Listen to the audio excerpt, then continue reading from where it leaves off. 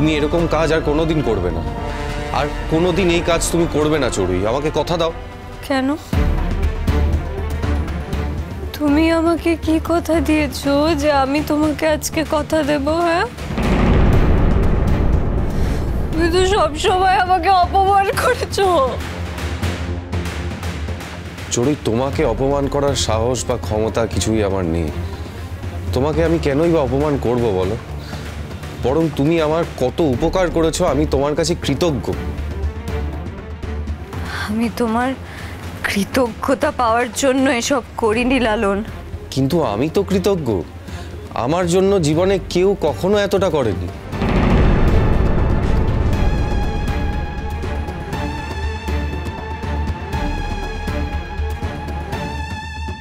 যে কথাগুলো তুমি বললে সেটা যদি তুমি সত্যি বলে মনে করে থাকো লালন, তাহলে আমার মেয়ের এই বিপদে তোমাকে আমার মেয়ের পাশে দাঁড়াতে হবে। তোমাকে কথা দিতে হবে যে আমার মেয়ে যদি সত্যি তোমার কখনো কোনো উপকার করে থাকে, তাহলে আজকে আমার মেয়ের কষ্ট, সমস্ত খারাপ লাগা তোমাকে ঘোচাতে হবে।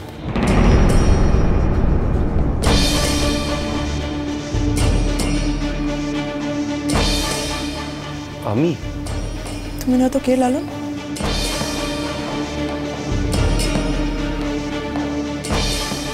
চড়ুই এত কিছু কাণ্ড ঘটাচ্ছে, এত কিছু ভাবছে, সেটা তো তোমাকে নিয়ে। তুমি বুঝতে পারছো না?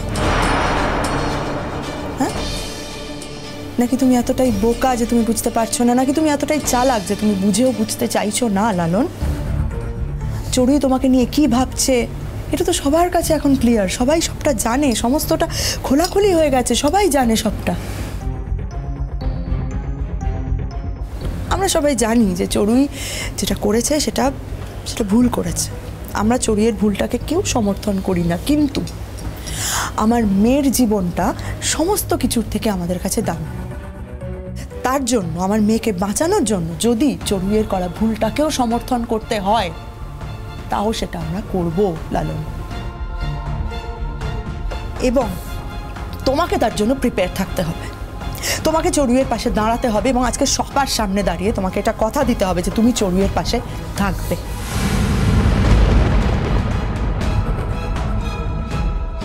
আমার মেয়ের কোনো রকম ক্ষতি আমি বরদাস্ত করবো না লালন। আপনি কি বলছেন মেজবামি? আমি কিন্তু কিছু বুঝতে পারছি না। বুঝতে পারছো না? না, ঠিক আছে, আমি তাহলে এমন কিছু একটা ব্যবস্থা করবো, পরে এমন কিছু একটা ব্যবস্থা করবো যাতে তোমার কাছে সমস্তটা ছবির মতন পরিষ্কার হয়ে যায়, তুমি সবটা খুব সুন্দরভাবে বুঝতে পারো লালন। আচ্ছা আচ্ছা চান্দ্রি, এটা কি করছো তুমি? এটা একটা cabin, hospital cabin. Hospital cabin বলি আমি চুপ করতে পারবো না, আমাকে এই কথাগুলো বলতে হবে। তুমি কেন বুঝতে পারছো না? আজকে আমার মেয়েটা এই অবস্থা, আমি আমার মেয়েটার দিকে তাকাতে পর্যন্ত পারছি না। হসপিটাল কেবিনে শুয়ে আছে এই ছেলেটার জন্য। সেই মেয়েটাকে যদি আমি আশ্বাস না দিই, সেই মেয়েটাকে যদি আমি মা হয়ে ভরসা না দিই, তাহলে ও বাঁচবে, ও আবার যে কোনো একটা বড় কাণ্ড ঘটাবে না তার গ্যারান্টি তুমি দেবে আমাকে? চড়ুইকে আগে বাড়ি ফিরিয়ে নাও, ও এখন একটা অন্যরকম অবস্থায় আছে। ও আগে বাড়ি ফিরুক, ঠান্ডা মাথায় সবকিছু ভাবুক, তারপর কথা হবে। বাড়ি ফেরার আগেই আমি সমস্ত কথাগুলো বলতে চাই বর্তা আসলে। আর আপনি এত ভাবছেন কেন? আপনি তো চড়ুইয়ের কথা ভেবে কথাগুলো বলছেন না। আপনার কাছে তো একটা বাইরের ছেলের দাম অনেক বেশি, বাড়ির মেয়ের থেকে। হ্যাঁ, আপনার কাছে বাড়ির মেয়ের থেকে বাইরের ছেলের দামটা অনেক বেশি বর্দা, তাই আপনি এত কথা বলছেন, এত সান্ত্বনা দিচ্ছেন, কিন্তু আমার কাছে সেটা নয়। চড়ুই আমার মেয়ে, আমার একমাত্র মেয়ে চড়ুই। তাই চড়ুই যদি কোনো ভুল ডিসিশন নেয়ও, চড়ুইয়ের রুচি যদি কোনো নিম্ন রুচি হয়ও, এবং সেই রুচি আর সেই ডিসিশনের সাথে যদি চড়ুইয়ের জীবন জড়িয়ে থাকে, চড়ুইয়ের বাঁচা মরা জড়িয়ে থাকে, তাহলে আমি সেই ভুল ডিসিশন, সেই নিম্ন রুচি সমস্তটাকেই সাপোর্ট করব। আমি চড়ুইয়ের পাশে থাকব, কারণ চড়ুই আমার একমাত্র মেয়ে বর্তা। আমার জীবন চড়ুই। আমার একমাত্র মেয়ে যদি না থাকে, আমার চড়ুইয়ের যদি কিছু হয়ে যায়, তাহলে আমি কি নিয়ে বাঁচবো বলুন তো? হ্যাঁ, আমার তো বেঁচে থাকার কোনো অর্থই থাকবে না। তাই চড়ুইয়ের জীবন আমার কাছে ইম্পর্টেন্ট। চড়ুই যা ভাববে, যা ডিসাইড করবে, সেটা যতই ভুল হোক, যদি খারাপ হোক, আমি চড়ুইয়ের পাশে থাকবো, আমি চড়ুইকে সাপোর্ট করবো। আর তার জন্য আপনারা তাতে কি বললেন, কি বললেন না, কি ভাবলেন না, 4-5টা লোক কি বললো, আমার কিচ্ছু যায় আসে না, তাতে কিচ্ছু যায় আসে না। কোনো লোক যদি আমার মেয়ের সাহায্য নিয়ে নিজের উন্নতি করে, নিজের পায়ে দাঁড়ায়, নিজের আরো উন্নতির স্বপ্ন দেখে, তাহলে সেই লোকটাকে আমার মেয়ের বিপদে আমার মেয়ের পাশে দাঁড়াতে হবে।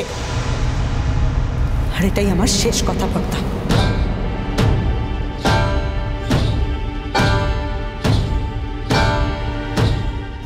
কোনো লোক যদি আমার মেয়ের সাহায্য নিয়ে নিজের উন্নতি করে, তাহলে সেই লোকটাকে আমার মেয়ের বিপদে আমার মেয়ের পাশে দাঁড়াতে হবে। আর এটাই আমার শেষ কথাবার্তা। একটু খেয়ে নে, একটু খা, তুই তো কিচ্ছু খাসনি, এইটুকুটা খা। চড়ুইদি, বললাম তো আমি খাবো না। কেন এরকম করছিস বলতো চড়ুই? কেন করছিস এরকম? ডাক্তারবাবু পই করে বলে দিয়েছেন যে খাবারটা ঠিক মতো না খেলে তুই সুস্থ হবি না। কেন কথা শুনছিস না তুই? সবাই মিলে বলছে। তুমি ওকে বকাবকি করো না, আমি দেখছি। লক্ষ্মী মা আমার, একটু খেয়ে নাও মা, বড় মা খাইয়ে দিচ্ছে, খেয়ে নাও। না খেলে কি করে চলবে বলো? হ্যাঁ, এরপর তো উঠে দাঁড়াতে পারবে না। শরীরে কি অবস্থা করেছে দেখো। আর কষ্ট দিস না মা আমাদের, খেয়ে নে। বড়দা বলছে খেয়ে নে মা, খেয়ে নে। চড়ুই, তুই এই ছেলে মানুষটা কেন করছিস বলতো? আমি কিচ্ছু বুঝতে পারছি না। আমি ছেলে মানুষই করছি দাদা ভাই। আবার ব্যাপারে তোরা আসছিসই বা কেন? আমি তো বলিনি। আমার তো কাউকে চাই না, বলছি তো কাউকে চাই না। কেন আসছিস তোরা? দেখো মা, তুমি আমাদের না চাইলেও আমরা তোমাকে চাইবো না, এ তো হতে পারে না।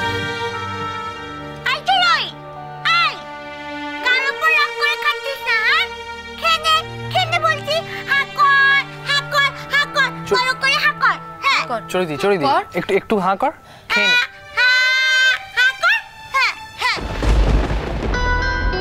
বাবা গো, খাচ্ছে না, রাগ করেছে। রাগ করেছে রাগুনি, রাঙা মাথায় চিরুনি, বর আসবে এক্ষুনি, নিয়ে যাবে তখনই।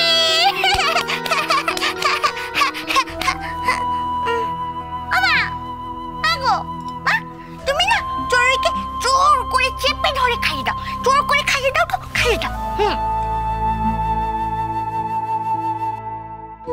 একটু খেয়ে নে। চড়ুই, একটু খা। দেখ চড়ুই, ছোটবেলা থেকে কোলে পিঠে করে তোকে মানুষ করেছি। তুই যদি এরকম করিস তাহলে কি আমাদের ভাল লাগে বল? আর তুই যদি না খাস, আমরা কেউ খেতে পারবো না। দেখ আমার কথা ভাব, আমি তো বয়স্ক মানুষ, আমি যদি না খেয়ে থাকি আমার তো শরীরে দেবে না, আমি তো অসুস্থ হয়ে পড়বো। সেটা কি তোর ভাল লাগবে? আর আমি যদি অসুস্থ হয়ে পড়ি, তোর বাপ জ্যাঠার এই হুলস্থুল লাগিয়ে দেবে, তখন কিন্তু সবাই বিপদে পড়বে। আচ্ছা, আমি কি কাউকে খেতে না করেছি? হ্যাঁ, তুমি খেতে না বলনি কাউকে, কেন বলবে? কিন্তু তুমি না খেলে আমরা খেতে পারি? তুমি একবার ভেবে দেখো তো। চেহারা একবারে অর্ধেক হয়ে গেছে একদিনে। কি কঠিন ফাড়া গেল তোমার ওপর দিয়ে, ভগবান রক্ষা করেছেন। আমি মরে যেতে চাই, আমি বাঁচতে চাই না।